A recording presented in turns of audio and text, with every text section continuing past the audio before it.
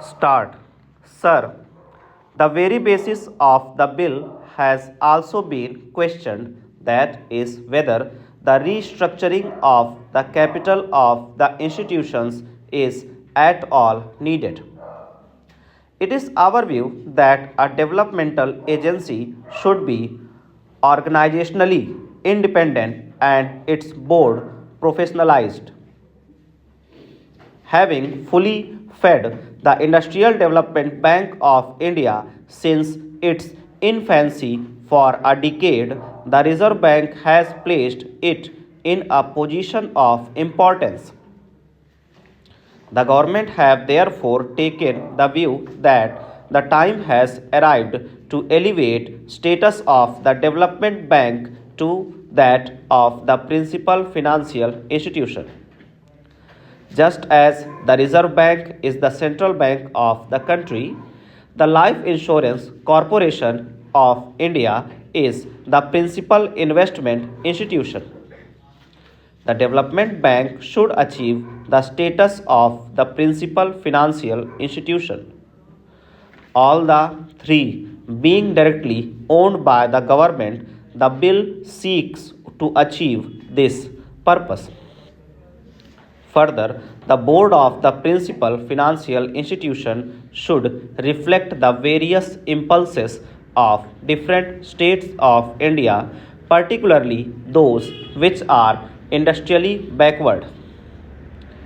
As I have already explained, you will see from clause 6 of the bill that in a board of 25 members, excepting two who are government officials and two employees of the financial institutions, the rest are professionals in the sense that they represent all India and state level financial institutions, banks, and various fields like science, technology, industry, economics, industrial cooperative, marketing, etc.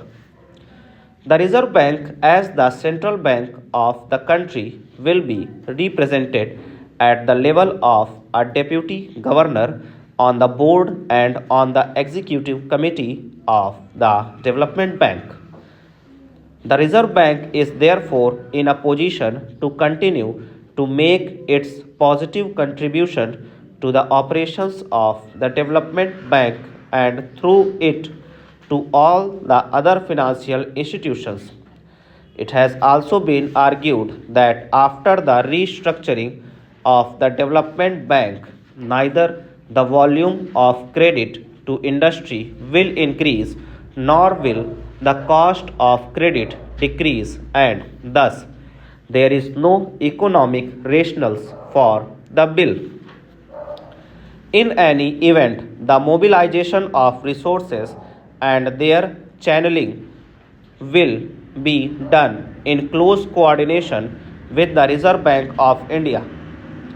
Having elevated the status of the IDBI and made it responsible for the coordination, the development bank and other financial institutions will work with greater cohesion, and to that extent there will be better development of resources all round.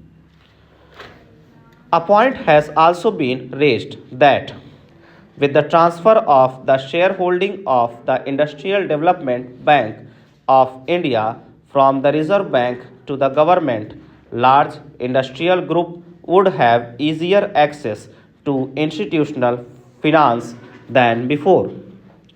In the second note of dissent by my honorable friends, a similar point has been made that the credit policies to be followed by the institutions have not been defined.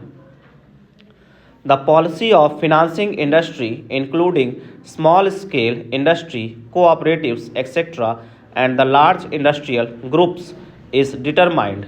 It is perhaps not very material whether the Industrial Development Bank of India is directly owned by government or owned through the Reserve Bank.